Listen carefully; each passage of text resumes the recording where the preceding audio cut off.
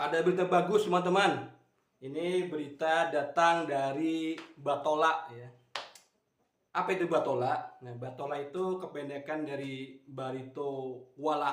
Itu merupakan salah satu kabupaten ya yang ada di Provinsi Kalimantan Selatan. Nah, apa beritanya?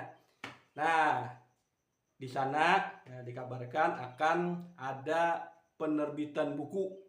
Nah, penerbitan buku antologi puisi berbahasa Bakumpai. Nah, ini mengapa membuat aku merasa senang ya, merasa bahagia ya. Nah, ini karena menurut aku pribadi merupakan sebuah terobosan, sebuah gebrakan di dalam dunia sastra dan bahasa yang ada di provinsi ini. Mengapa pula seperti itu? Karena selama ini kan sebenarnya kaitannya di dalam rangka Aruh Sastra. Di dalam Aruh Sastra tahun ini yang diselenggarakan oleh pihak pemerintah Barito Kuala akan ada yang aku sebutkan tadi, penerbitan buku antologi puisi berbahasa Bakumpai.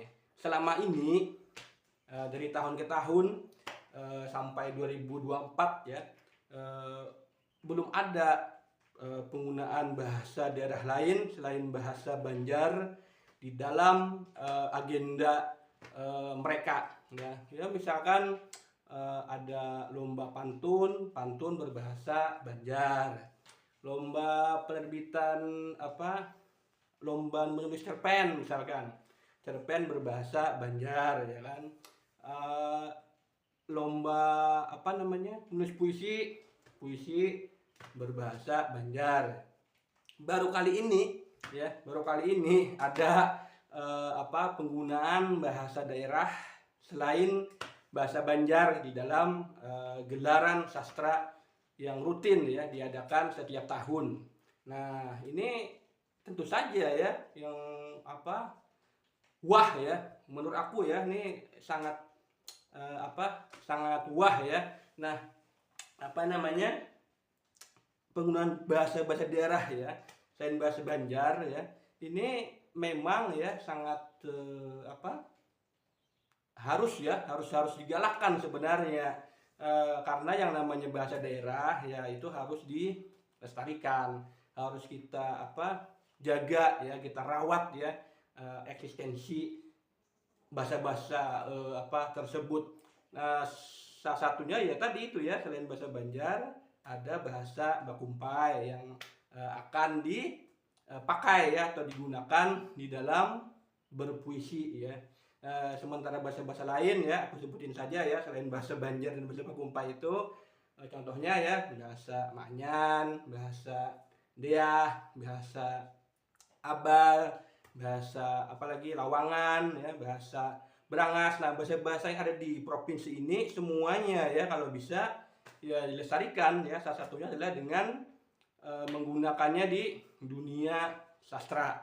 Nah, ini pula yang sebenarnya yang selama ini menjadi semacam kayak salah kaprah gitu ya. Jadi kalau kita kembali ke penerbitan yang buku yang akan diterbitkan ya, buku puisi di dalam Arus Sastra tahun ini, itu sebenarnya menjadi semacam penolakan ya, pemahaman yang salah kaprah tadi ya. Selama ini kan kadang-kadang masih ada orang yang berpikiran bahwa bahasalah yang berkontribusi terhadap sastra ya kan. Jadi yang seolah-olah yang diuntungkan itu hanya sastra ya kan. Misalkan gini, untung ada bahasa Indonesia, kalau nggak ada bahasa Indonesia nggak ada pula yang namanya sastra Indonesia ya kan. Kadang-kadang seperti itu ya orang-orang berpikir ya kan. Nah, tetapi kalau kita berpikir lebih jauh ya, lebih dalam gitu ya, apakah selama ini hanya sastra yang diuntungkan, apakah bahasa itu dirugikan? Nah, ini menjadi pertanyaan yang serius sebenarnya ya. Kalau misalkan hanya sastra yang diuntungkan, sedangkan bahasa dirugikan, nah itu menjadi sebuah simbiosis parasitisme ya. Nah, sedangkan kenyataannya kan tidak demikian.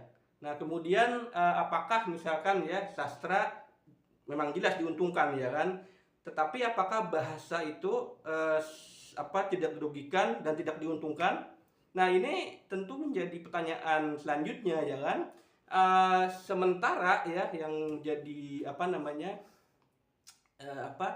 kenyataan ya bahwa sebenarnya bahasa itu juga diuntungkan di situ ya. Nah, jadi ini bukan simbiosis komensalisme. Kalau komensalisme itu kan hanya sastra yang diuntungkan, sedangkan bahasa tidak dirugikan dan tidak diuntungkan. Nah, sementara ya fakta yang di lapangan ya, fakta di dalam realitas yang nyata ya, bahwa dengan penggunaan bahasa ya di dalam sastra itu sebenarnya bahasa juga diuntungkan ya dalam hal eksistensi. Nah, inilah yang disebut dengan simbiosis mutualisme. Artinya sastra diuntungkan, bahasa juga diuntungkan. Sastra diuntungkan dengan adanya bahasa, itu sudah pasti ya kan.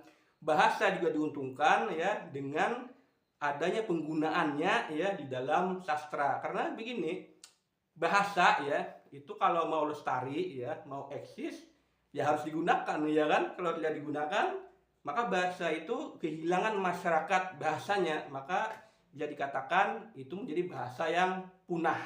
Nah, seperti itu. Jadi dalam hal hubungan ya, ini saling menguntungkan ya. Nah, maka itu aku sendiri ya, aku pribadi sangat menyambut gembira ya dengan adanya penggunaan bahasa Bakumpai ya di dalam penerbitan ya, penulisan dulu ya, penulisan puisi ya yang nantinya akan diterbitkan dalam bentuk buku. Nah, lalu bahasa Bakumpai itu apakah saat ini ya bisa dikatakan hampir punah? Tidak ya. Bahasa Bakumpai itu banyak penggunanya sebenarnya ya. Bahasa Bakumpai itu kan merupakan sebenarnya sub juga ya, sub dari bahasa Dayak Ngaju ya. Tetapi pada dulu ya, pada zaman dulu konon ya, orang-orang Ngaju yang ke daerah pinggir ya, kan Bakumpai itu artinya baka pinggir ya, artinya ke pinggir ya, ke pinggir sungai Barito ya. Jadi orang Bakumpai ini tempat tinggalnya yang aslinya ya itu di sepanjang daerah aliran Sungai Barito. Oleh karena itu juga orang Bakumpai bisa juga dikatakan sebagai orang Barito ya. Kalau di Kalimantan Selatan banyak tinggal di daerah Barito Kuala. Kalau yang di Kalteng itu banyak di daerah Barito Utara ya, yang kabupatennya Muara Teweh, juga di Kabupaten Murung Raya ya, yang di kabupaten ibu kota Puruk Cahu itu. Nah, ini banyak ya penggunanya. Tetapi begini, meskipun bahasa itu masih banyak ya penggunanya saat ini, kita tidak boleh lengah ya, karena yang namanya bahasa ini kan bisa saja ya perlahan mengalami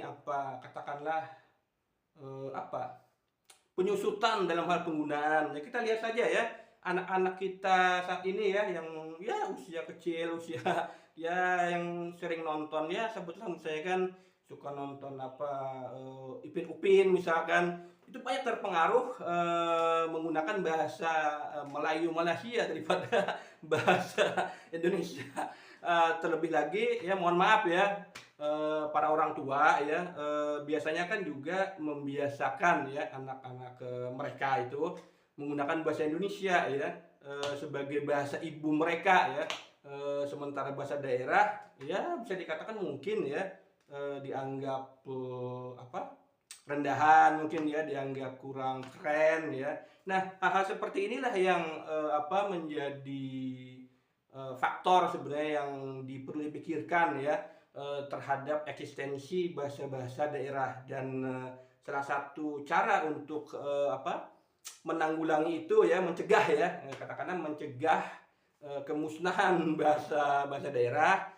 Salah satunya adalah dengan penggunaannya. Dan tahun ini ya, dengan adanya apa namanya, penerbitan antologi puisi berbahasa Bakumpai ini sangat jempol ya, sangat bagus ya di dalam hal menjaga eksistensi bahasa Bakumpai di Provinsi Kalimantan Selatan dan juga secara umum di Indonesia, karena ini kan merupakan hasanah kekayaan ya bahasa daerah di Indonesia. Nah, ini aku punya ini apa, sebuah boneka lucu ya. Nah, ini bisa dibaca ya. Nah, ini dibaca, utamakan ya bahasa Indonesia, lestarikan bahasa daerah, kuasai bahasa asing. Nah, ini lucu ya. Boneka ini bagus ini. Nah, jadi kalau bisa ya itu bahasa Indonesia juga oke ya kan, bahasa daerah ya, bahasa Inggris juga sip ya, bahasa asing ya, bukan hanya bahasa Inggris ya.